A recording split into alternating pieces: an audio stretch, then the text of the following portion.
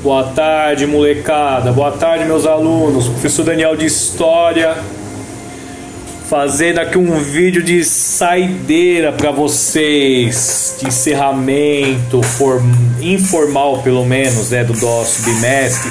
É claro que eu vou postar outros vídeos, mas eu tô fazendo isso aqui para dizer para vocês que eu estou encerrando o recebimento das atividades, para poder fechar minhas notas. Senão fica vindo atividade e não consegue parar fechar nota. Então como eu vou fazer? Eu tenho aula até as 8h30 com o C1 do noturno. Até lá, tudo que vocês mandarem, o professor está aceitando, numa boa, né? Depois, a quem não entregou nada, aí vai cair no esquema da escola lá de recuperação, né? Para não pesar para vocês, que eu sei que tá uma correria e a gente tem que fechar nota, o que o prof vai fazer? Eu vou deixar a última atividade que a gente passou da resistência, ela como presença. Dá um clique lá que você viu, assiste o filme muito interessante, o que é esse companheiro. Marca a presença, eu dou a nota, dependente da parte escrita. Alguns alunos que colocaram lá a presencinha, eu já estou colocando a nota, né? Eu encerro o nosso ano letivo, esse ano cheio de dificuldade, com o tema da resistência, das resistências na história, né, do nosso Brasil. Eu passei um filme sobre a época dos militares, eu passei um filme sobre luta armada das esquerdas, né? E a gente sabe que é todo tipo de ação que ela envolve arma, que envolve assalto, né? Não é uma ação aceitável na sociedade, mas se a gente levar em conta o contexto que as pessoas viviam na época, era ação justificável sim, tá, gente? Professor, mas esses grupos que fizeram terroristas, eles eram classificados terroristas, eram grupos de esquerda que lutavam contra um verdadeiro terrorismo, que era o terrorismo de Estado, do Estado fascista brasileiro da época do golpe de 64, né? Havia sim a necessidade da chamada expropriação, né, que eram os assaltos que eles faziam a banco, para angariar fundos para poder ter essa ação. Então é uma ação de guerra civil, uma ação de guerrilha civil que está tendo dentro do Brasil, né? E uma das ações, né, com mais êxito que eles tiveram, né, antes do sistema de tortura que a gente vivia na época, foi o sequestro do embaixador dos Estados Unidos, né? A história que passa no filme ela é real, né?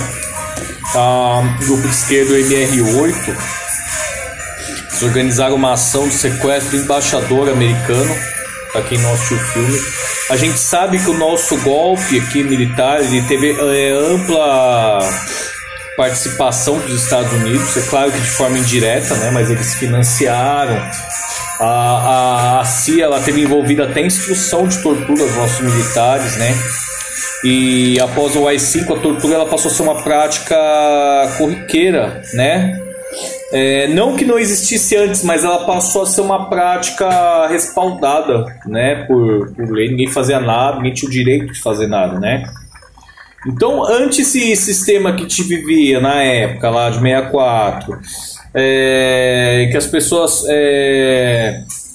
tinham perdido suas liberdades individuais, viviam sob ditadura, com risco de ser preso injustamente, com risco de ser torturado, né? Um sistema que a gente não podia discordar, não podia criticar. Então são ações que elas têm validação sim, né? Tanto que o sequestro do embaixador ele foi uma ação de troca de prisioneiros para libertar pessoas das esquerdas que estavam presas, estavam sob tortura dos militares, né? Homens, mulheres. Os caras torturavam até criança, né?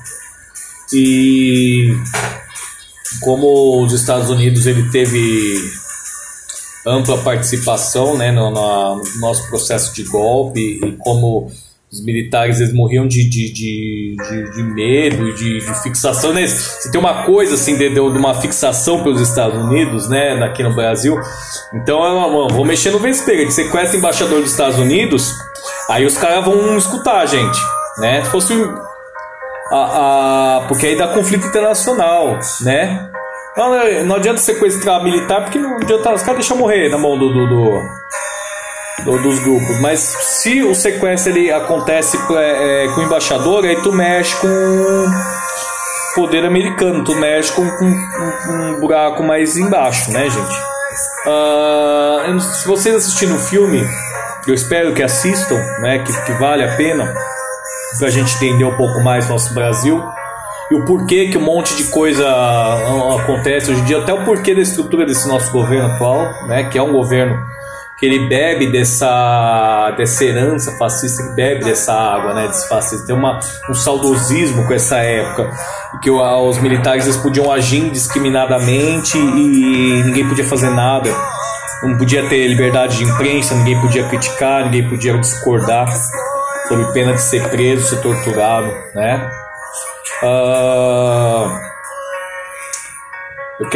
Se vocês assistirem o filme, vocês vão perceber que às vezes a própria denúncia, né, ela vem do pobre, do povo. Então tem muita gente do povão lá, tem uma hora que é o cara da padaria que denuncia, tem uma hora que é a dona de casa. Então a própria conivência do chamado pobre de direita, né, em denunciar, em contribuir para essas prisões arbitrárias que eram feitas nessa época, né? Uma época muito ruim para o nosso Brasil, que as pessoas quem estava no poder roubava indiscriminadamente, porque ninguém podia fazer nada, não tinha nem imprensa, não tinha liberdade de imprensa para aparecer na televisão, para ter escândalo, né? Então eles optaram por promover um escândalo internacional, que é sequestrar embaixador. Sequestrar embaixador, eles têm que atender, né? Após aí a gente teve um processo de exílio, né? Essas pessoas que eram libertadas, elas eram expulsas do país, eram exiladas. E no final do regime a gente teve a chamada anistia, que ela meio que o governo não é que perdoou, como que eu vou dizer, meu? Ele perdoou. Os caras não fizeram coisa ruim pra ser perdoado. Ele passou uma borracha por cima, tanto dos supostos crimes da resistência de quem lutava contra essa ditadura, como dos militares, né? Então nosso processo de anistia, ele pegou todo mundo. Então ele não só inocentou o cara que está lá sob acusação preso, né, por lutar contra o regime, mas ele inocentou também os torturadores, né, ele inocentou as pessoas que contribuíam com esse sistema, com esse regime, né. 1985 a gente teve processo de redemocratização no Brasil, né, o Brasil ele se tornou a democracia. 88 foi feita uma nova Constituição, né, que passa por cima um monte de lei absurda que tinha na época, eles acabaram tirando, ficou uma Constituição mais civilizada, né, e a gente passou por um processo aí de desenvolvimento grande, né, e também de abertura dos nossos recursos para o capital estrangeiro, né, infelizmente, né, do neoliberalismo, e agora a gente cai nessa, né, a gente cai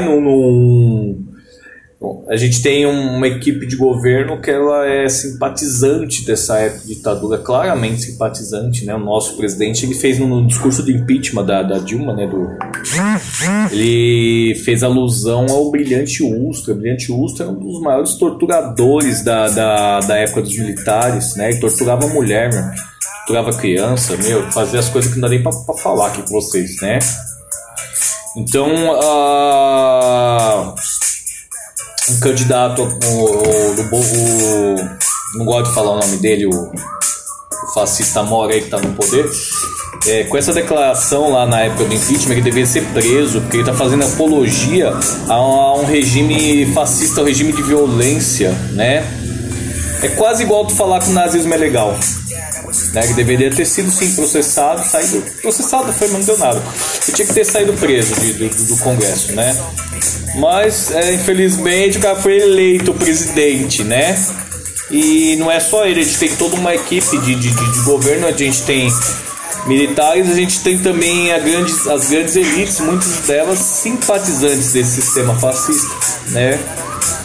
Então, novamente, estamos aí num quadro de resistência, talvez não tão um regime não tão brutal como foi na época, né? Porque ainda assim a gente tem uma herança muito ruim de militar, então as pessoas ficam meio assim de voltar de uma vez, né? Mas se pudesse, voltava assim, né? Dependesse de quem tá aí no poder, eles voltavam pro jeito que tava, assim, de ditadura, de tortura, de prisão arbitrária, de poder roubar sem ninguém fazer nada, de interferir nos outros poderes, né? Tanto que o nosso chefe de Estado ele tenta interferir sim a favor dos filhos, né? Até na Polícia Federal, né, molecada? Então, eu termino o nosso curso assim, dizendo que é muito sério o contexto que a gente está vivendo, né? É muito ruim essa época. Aí, para deixar mais ruim ainda, temos uma pandemia. A gente tem um chefe de Estado que nega essa pandemia, que coloca dificuldade para entrar vacina, né? E tem o discurso de politizar uma doença, que, a doença não tem política não, a doença ela mata todo mundo. Ela mata o cara que é de esquerda, mata o cara que é de direita, mata o rico, mata o pobre. Quem pegar, morre.